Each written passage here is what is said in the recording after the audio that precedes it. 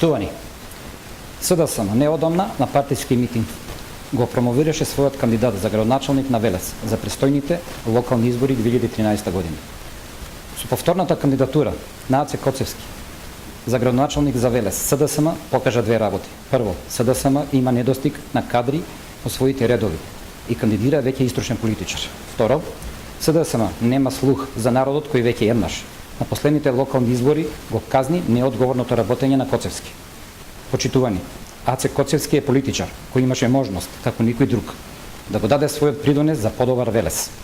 Во поголемиот период од самостојноста на Македонија, тој е носител на политички функции. Речици во текот на целата негова кариера беше пратеник во Собранието на Република Македонија, потоа советник во Министерството за одбрана, а потоа цели 2 мандата во период од 9 години и градоначалник на Велес. Ниту еден актуелен политичар немал толку можности да го подобри животот на велешани, да го направи Велес подобро место за живење. Но, почитувани сограѓани, можеме ли да се сетиме барем на еден посериозен проект на Коцевски?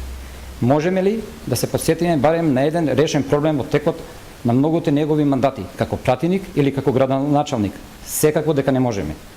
Наместо по проекти и по решавање на проблемите, Коцевски остана запаметен по лажните ветувања, ароганцијата, нетранспарентноста и неодговорното работење.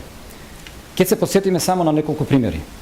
Предизборно Коцевски ветуваше дека ќе донесе 90 милиони евра странски инвестиции во Велес.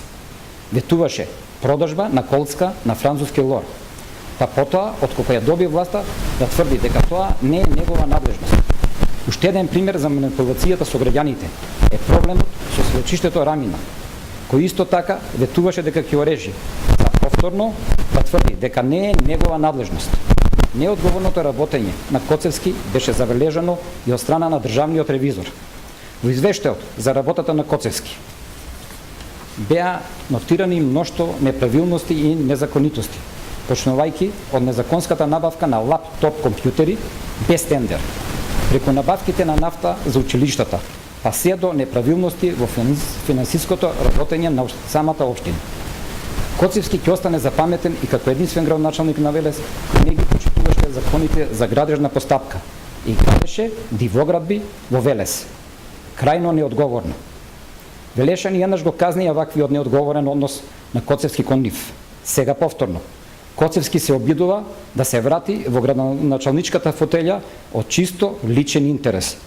Токму затоа и ја промени членската книжка. И во својата алчност за власт премина во СДСМ. Но на Велес му треба градоначалник кој се грижи за решавањето на проблемите, а не само за своите лични апетити за власт. На Велес не му е потребен Аце Коцевски. Ви благодарам.